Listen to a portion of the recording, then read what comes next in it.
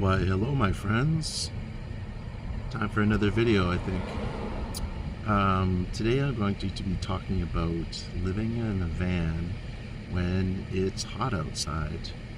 Right now it's about 31 Celsius, about 88 Fahrenheit, and it's rather warm. So there are a number of things you can do. One of the things is location.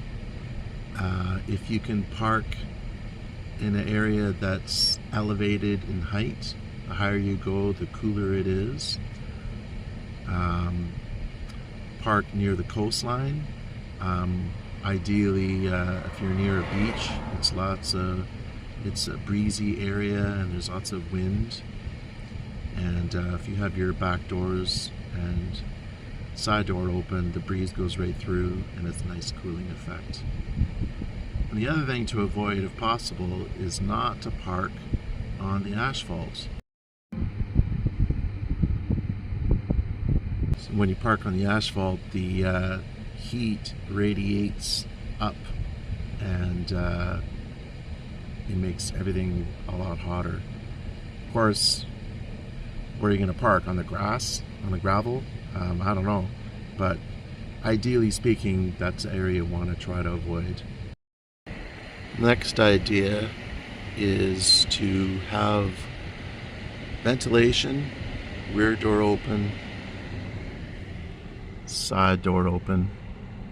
And I've got this sheet here to block the sunlight from coming in.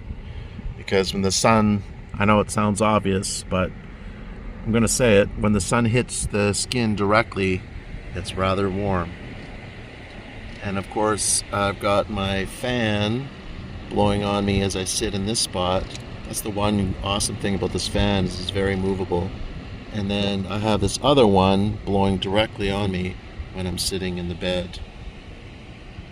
Pardon the mess, by the way. It's kind of messy in here.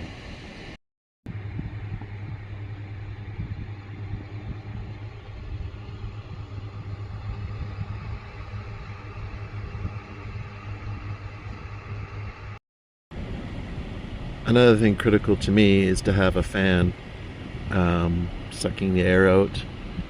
This is the lower quality version Max Air, which has, oops, I think I just turned it off.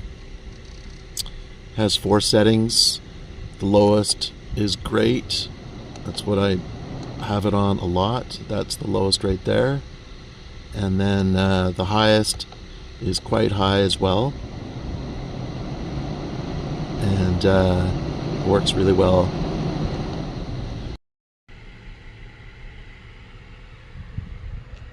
Another thing I did was I insulated my windows. Yes, that is permanently affixed to the window. It's not coming off.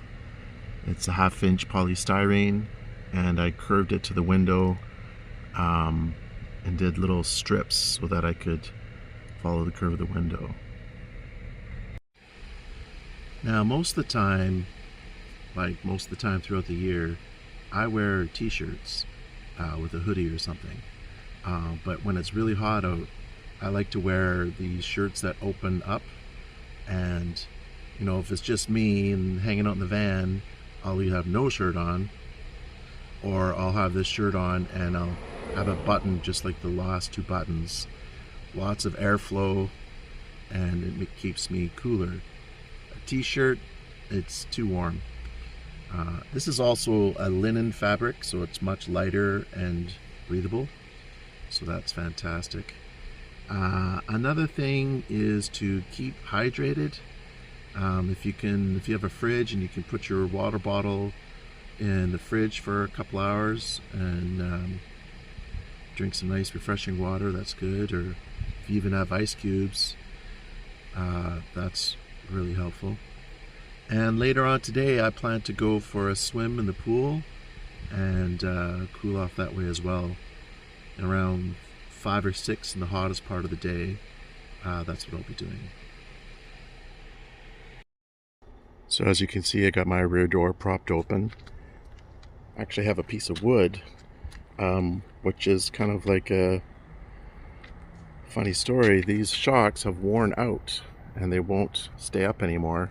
I got some new ones to put on, and I'm going to do that, but right now the wood actually allows me to have this closed lower, which blocks more light, or gives more privacy, and it allows me to have some circulation with privacy.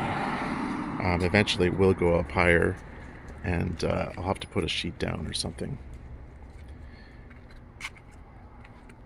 Then on the other side we have the other door open and the breeze goes right through, and that's what you want. You want the breeze, ideally, because then inside it's like you're sitting in a almost like a steel tent, shaded steel tent. It still tends to be warmer in the van in there in the shade than if you're sitting under a tree, like 2 to 3 degrees warmer, but with a fan it helps a lot.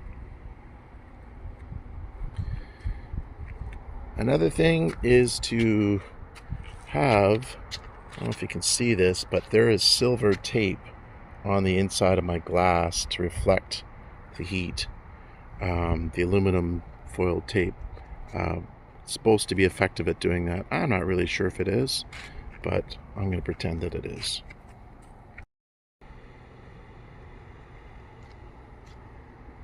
So this is my current location, parked in front of a vacant lot, and it's quiet and more privacy, sort of, but it's quiet at least.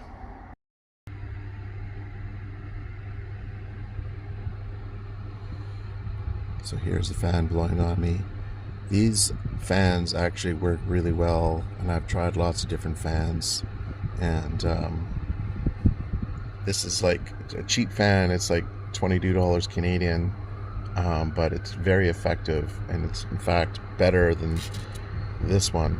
This is 22 bucks. This is like over 100 Canadian, and this is way more effective in terms of the force of air movement. So as you can see, I just zip tied it to my Wave 3. Of course, when it gets cold out and I start using my heater, that will be packed away. So yeah, this fan, awesome, love them. Another thing I should mention is the division of the cab where your front seats are from the back living area.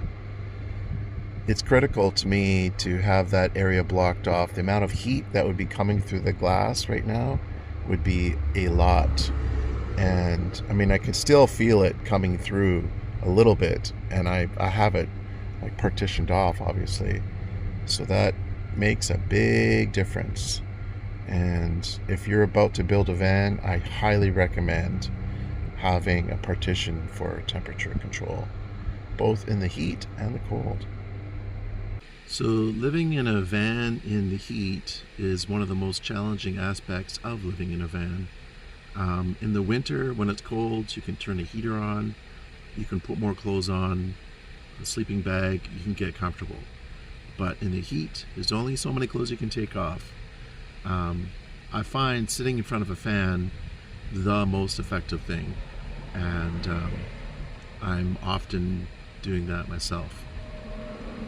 Anyways, friends, I guess that's all I have for you today.